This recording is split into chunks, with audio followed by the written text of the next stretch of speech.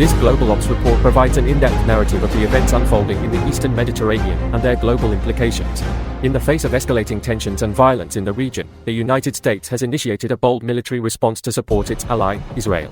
What began as an attack by Hamas has now evolved into a complex and dangerous situation, necessitating a swift and determined show of force. It all began with a call to action from Defense Secretary Lloyd Austin on a fateful Sunday.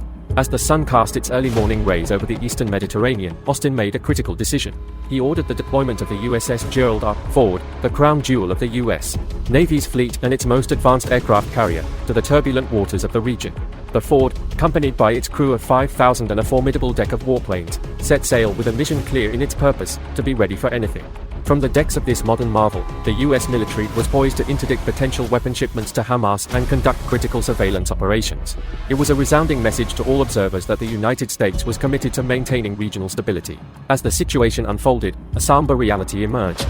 Preliminary reports indicated that American citizens were among the casualties of the conflict.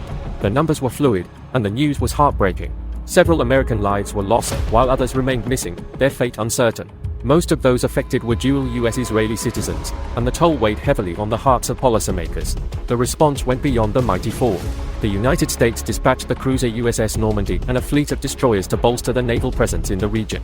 Air Force fighter aircraft squadrons, including F-35s, F-15s, F-16s, and A-10s, were also mobilized to reinforce the skies above.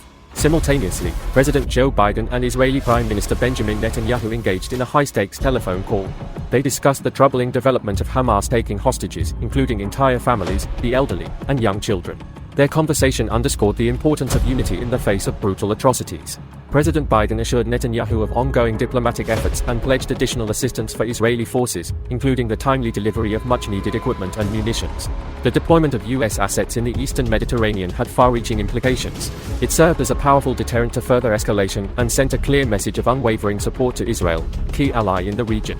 The fluidity of the situation, however, called for vigilant monitoring and sustained diplomatic efforts to prevent adversaries from capitalizing on the chaos. As the USS Gerald R. Ford and its accompanying ships sailed into the Eastern Mediterranean, the world watched closely. The unfolding narrative was one of resolve, unity, and a commitment to peace. The GlobalOps report concludes with a sense of urgency, recognizing that the situation remains dynamic, and the challenges ahead are significant.